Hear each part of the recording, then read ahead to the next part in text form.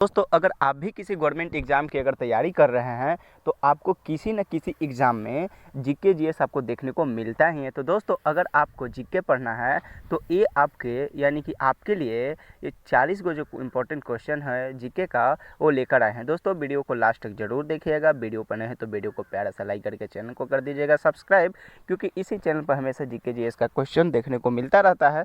चलिए दोस्तों वीडियो को शुरुआत करते हैं। दोस्तों आपका अगला प्रश्न है कि जीवाणु की खोज सर्वप्रथम किसने किया था? तो दोस्तों इसका सही आंसर हो जाएगा लीeuwenhoek ने। दोस्तों आपका अगला प्रश्न है दूध के दही के रूप में जमने का कारण क्या है?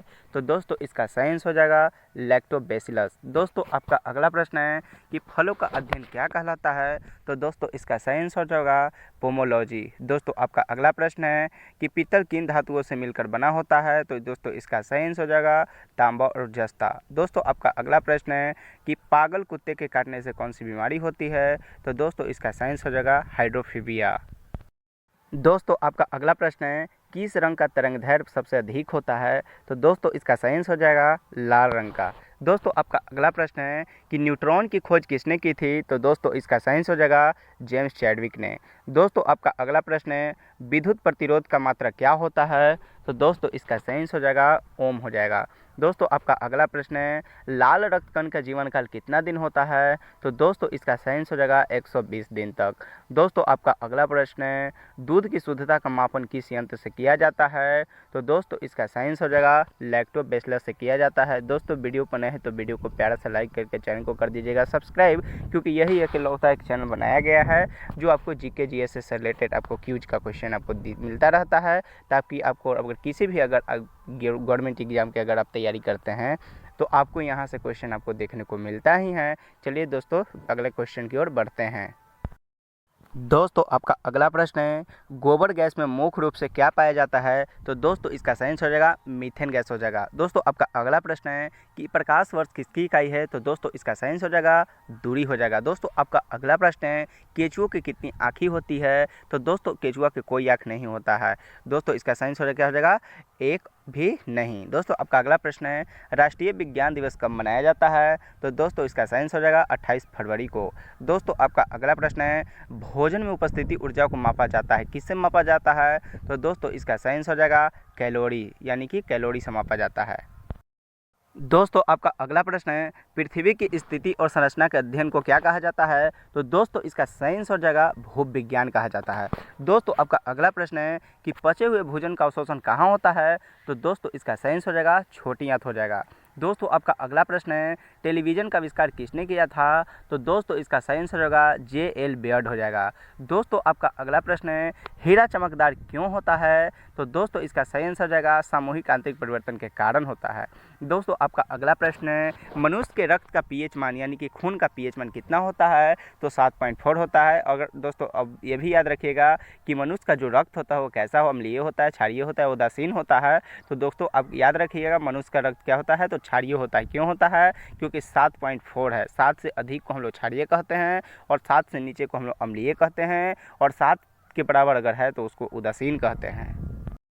दोस्तों आपका अगला प्रश्न है बारूद बनाने में किस रसायन का प्रयोग किया जाता है? तो दोस्तों इसका सही आंसर हो जाएगा सल्फर का। दोस्तों आपका अगला प्रश्न है कि पृथ्वी पर सबसे अधिक मात्रा में पाया जाने वाला तत्व कौन सा है? तो दोस्तों इसका सही आंसर हो जाएगा एल्यूमिनियम। दोस्तों आपका अगला प्रश्न है कि मोती मुख्य रूप से किस पदार्थ का बना होता है? तो दोस्तों इसका सही आंसर हो जाएगा कैल्शियम कार्बोनेट का। दोस्तों आपका अगला प्रश्न है मानव शरीर में सबसे अधिक मात्रा में कौन सी तत्व पाया जाता है? यानी मानव का जो शरीर है उसमें सबसे अधिक मात्रा में तत्व कौन सा पाया जाता है? तो दोस्तों इसका सही आंसर हो जाएगा ऑक्सीजन पाया जाता है।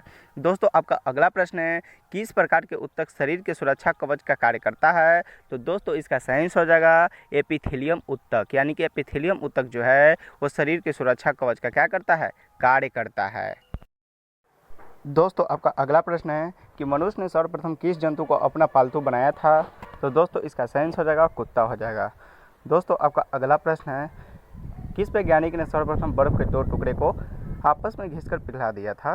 तो दोस्तों आपका सही आंसर हो जाएगा वो हो जाएगा आपका डेवी हो जाएगा। दोस्तों आपका अगला प्रश्न है गुब्बारे में कौन सी गैस प्रयोग होता है? तो दोस्तों इसका सही आंसर हो जाएगा हीलियम गैस हो जाएगा। दोस्तों आपका अगला प्रश्न है कि लाल रक्त कण आरबीसी का कहाँ मतलब उत्पत्ति होता है? तो दोस्तों इसका सही आंसर हो जाएगा अस्थि मज्जा में। दोस्तों आपका अगला प्रश्न है, लाल रक्तकण का जीवन काल कितना दिन होता है? तो दोस्तों इसका सही आंसर हो जाएगा 120 दिन तक। दोस्तों आपका अगला प्रश्न है, श्वेत रक्तकण का जीवन काल कितना दिन होता है? तो दोस्तों इसका सही आंसर हो जाएगा 2 से 4 दिन। दोस्तों आपका अगला प्रश्न है कि श्वेत रक्तकण आरबीसी को क्या कहा जाता है? तो दोस्तों उसको ल्यूकोसाइट कहा जाता है।